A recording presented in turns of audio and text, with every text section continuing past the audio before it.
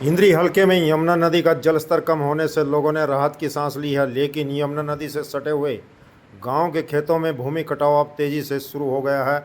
आप देख सकते हैं, यह लाइव तस्वीरें आपको डबकोली खुर्द से दिखाई जा रही हैं, जहां गांव के आसपास भूमि में कटाव लगा हुआ है, जिसकी वजह से किसानों को भारी चिंता सताने लगी है। किसानों की मांग है, यदि समय रहते यहां पर ठोकरें लगा दी जाती तो यह कटाव नहीं होता। आप देख सकते हैं लाइव तस्वीरों में किस तरह से गन्ने की फसल और दूसरी फसलें खड़ी हैं और वह धीरे धीरे जो है यमुना नदी में गिर रही हैं। और सूचना मिलते ही इंद्री के विधायक राम कुमार कश्यप डबकोली खुर्द पहुंचे। आप देख सकते हैं लाइव तस्वीरों में कि वह डबकोली खुर्द में पहुंच रहे हैं। यहाँ पर वह किसानों की समस्याओं को जानेंगे, क्या समस्याएं किसानों के सामने आ रही हैं।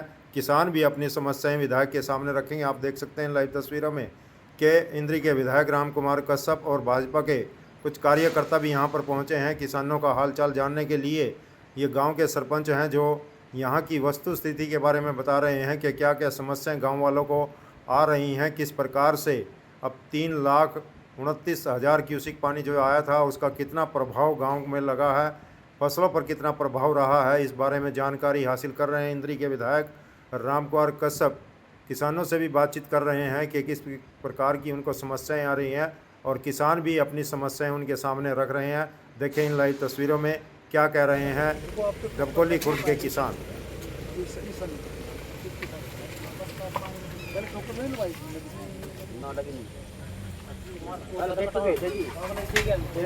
यहाँ तो लगने की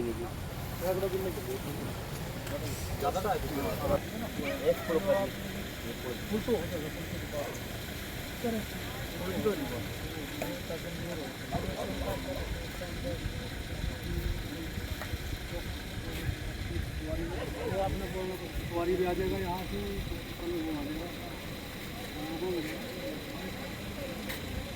जो नुकसान हो गया पटवारी को थोड़ा स्पेशली बोलना पड़ेगा। स्पेशल बोल दिया कभी बोला गाँव की जमीन का इन्हें फूडिंग करा देंगे। पानी का जो है पीने का पानी उसको प्रैक्टिस करा देंगे, दवाई भी करा देंगे। ठीक है, ऐसा नहीं कई बार बरसात में जाता पानी। बिल्कुल और कोई जिसका किसी का मकान एक मकान हमारे गाँव रिटेल दे देना।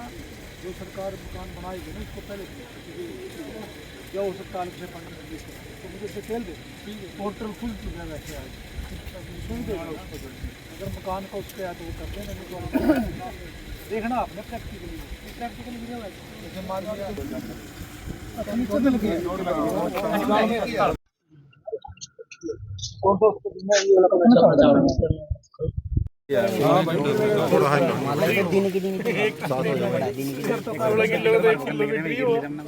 टोटल का टोटल करवा दो।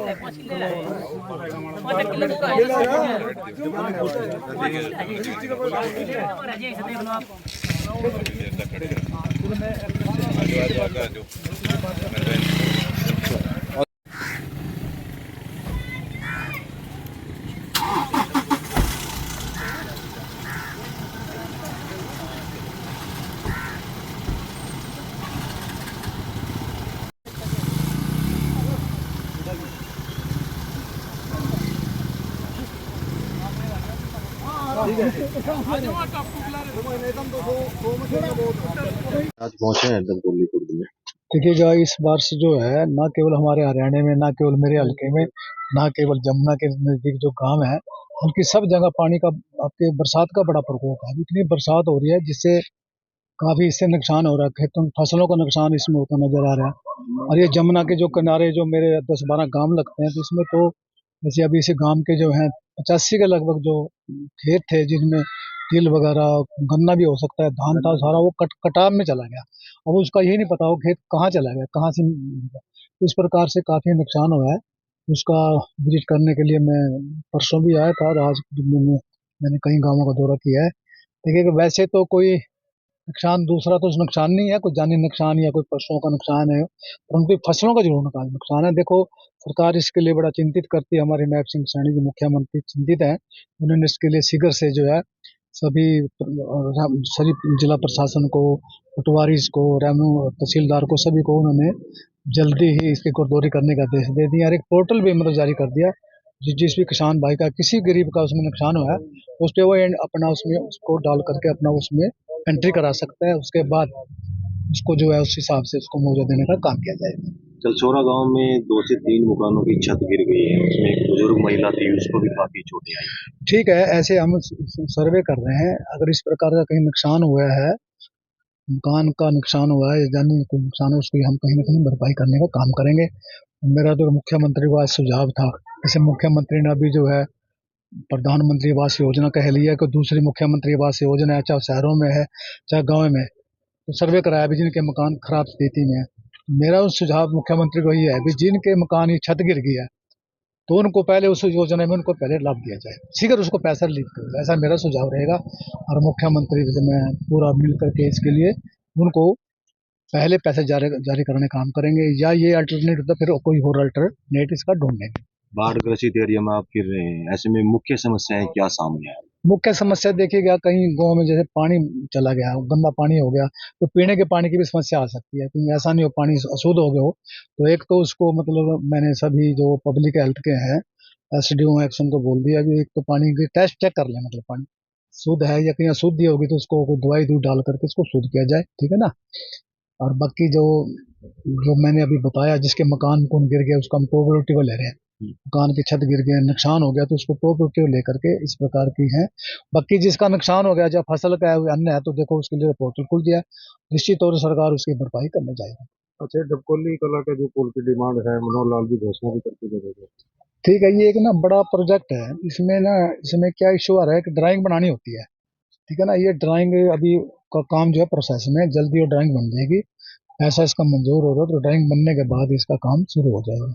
सर, आपने विधानसभा में एक मांग उठाई थी, क्योंकि हर साल इस तरह की फ्लड आ जाता है, तो ये 60 धान यदि लगा लें तो आपसे पहले वो कच्चे मंडी में जाते नहीं हैं। ठीक है, बिल्कुल ये काफी किसानों की भी डिमांड है, और वैसे भी लगता है प्रैक्टिकली अच्छी सुझाव है। तो अभी जैसे मैं पीछे अभी डबकोली कला में गया था, सरपंच साहब कह रहे थे भी हमारे तो एक ये काम करा दो आप, जो यमुना के पास के गांव है और जो जमुना का बांध है उससे इधर जो ये किसान है खेती करते हैं, उनको जो 15 जून वाली जो लिमिट है ना, ये कंडीशन है, उसको खत्म कराने का काम करें, ताकि हम मई मई में जीरी जारी लगा लें, और जब तक ये बरसात बसूत का मौसम आता है तो फ्लड आता है भी, उस समय हम जीरी कट के मंडी में चला, जैसे यूपी वाले करते हैं। यूपी वाला ने मैं क्या 1 महीना 1.5 महीना पहले उनकी जीरी पकड़ी थी, और उन्होंने जो उनके पास तो मंडियां नहीं है, बल्कि हमारी मंडियों में गिरने का उन्होंने काम किया। इंद्री है, अलग जहाँ की करनाल है, तो ये सारी लाडवा है, तो वहाँ उन्हें पहुँचाने काम करें। तो इसी प्रकार की सुविधा, क्योंकि वहाँ पर ऐसी कंडीशन नहीं है, यूपी में 15 जून वाली कोई कंडीशन नहीं है, परंतु यहाँ पर है। तो बिल्कुल ये जायज, बिल्कुल ठीक है, मैंने विधानसभा में उठाई, बाकी फिर भी मुख्यमंत्री को इस चिंता से अवगत कराएंगे, और इसको मैं समझता हूँ ये जो 15 जून वाली कंडीशन है यहाँ ये खत्म कर देनी चाहिए। सर, पंजाब में भी जिस प्रकार से बहुत आपदा आई है और हरियाणा सरकार ने भी मदद वहाँ पहुँचाई है, क्या करेंगे? देखो ये भी एक चिंता का विषय है, वहाँ पर ज्यादा 22 जिलों के लगभग वहाँ पर प्रभावित हुए हैं पानी से, फ्लड से। तो सभी जो सामाजिक संस्थाएं सरकारें जो है जो वहाँ उसकी मदद करने के लिए तैयार हैं। जैसे हरियाणा सरकार ने 5 करोड़ वहाँ पर देने से काम किया है, तो मैं इसके लिए माननीय मुख्यमंत्री नायब सिंह सैनी को बधाई दूंगा और उनको धन्यवाद भी करूंगा। इस प्रकार के देखेगा, एक अभी ये एक अभी डेरा है अपना सिखली गेरा डेरा है, अभी फोन आ रहे हैं मेरे पे वहां से, हालांकि सारे बीपीएल परिवार हैं। अब देखो उनकी देखो चिंता, देखो पंजाब के बारे में, वो कह रहे जी हम यहाँ से हम जितने भी हमारे को नाज मिलता है ना बीपीएल परिवारों को, उनका जो 1 महीने का हमारा जो नाज है ना पंजाब में भेज दो आप। और वहाँ के बच्चे 15-20 बच्चे जो हैं, अभी फोन आ रहा था रस्ते मेरे, भगवान जी हैं वहाँ पर, उनका जी बच्चों में देखो कितनी बढ़िया उन्होंने काम करे, वो सारे ना गेहूं राशन चावल वो इकट्ठा कर रहे हैं और वो पंजाब में भेजने का काम कर रहे हैं। देखिए वो तो बीपीएल परिवार है, गरीब परिवार है सारा, वो सारा का सारा गांव बीपीएल है परिवार। कितनी चिंता, कितनी सहानुभूति जो है पंजाब वालों के साथ है, क्योंकि हमारा बड़ा भाई है वो तो, क्योंकि हम पहले पंजाब में इकट्ठे रहते थे, एक बड़ा भाई एक छोटा हो गया। ये हमारी सभी की जिम्मेवारी बनती है, एक जो है आपदा में जितनी हम मदद कर सकते हैं मदद करनी चाहिए। हरियाणा सरकार ने करी है, जैसे अभी वो हमारे कई गाँव से हमारे किसान भाई हैं, दूसरे भाई सामाजिक संस्थाएं धार्मिक संस्थाएं कहीं पैसा इकट्ठा कर रहे हैं, कहीं अनाज इकट्ठा कर रहे हैं, सारा इकट्ठा करने के बाद पंजाब में जहाँ भी उनको जरूरत है भेजने का काम किया जाए। एक समस्या और है जी हमारे। एमएलए साहब आए थे, हाँ जी क्या हाँ। कुछ समस्याएं थी आप लोग? सर हमारे एक तो पुल की समस्या थी, ठीक है, और एक स्टड की, जमुना के पास बांध कटा हुआ है ना इसके लिए। तो एमएलए से आश्वासन देंगे हमको और वो कुछ ना कुछ काम लगा देंगे। तो अभी जैसे बाढ़ आई है, हम्म। कितना एरिया प्रभावित हुआ आपका? कम से कम 80-90 किलो गिर गए। गाँव वगैरह में भी पानी आया था? ना ना, सिर्फ बार बार था गाँव के अंदर, नहीं था पानी, ढेरों में था। कटाव वगैरह भी हुआ? हफ्ता हो रहा है।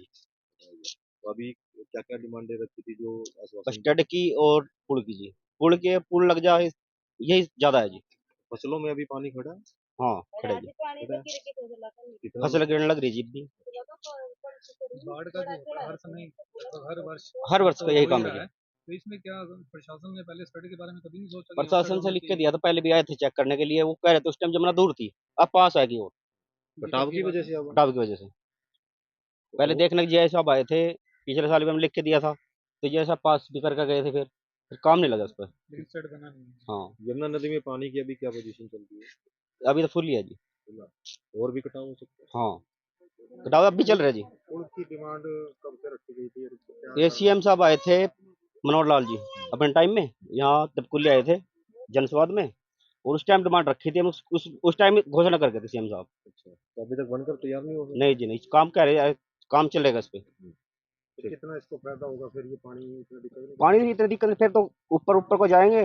बस मेरे समझ से पुल की है, ये आने जाने में जिससे बीमार हो जाए, ये हो जाए, बहुत ज्यादा समस्या है सर। रास्ता बाधित नहीं होगा? ना ना। तो कटाव मतलब लिंक टूट गया था? हाँ, लिंक तो रहते नहीं, ये यहाँ से लगा कर जब पटड़ी से पटड़ी लग पानी पानी हो रहता है उस टाइम, समस्या तो बनी रहती है।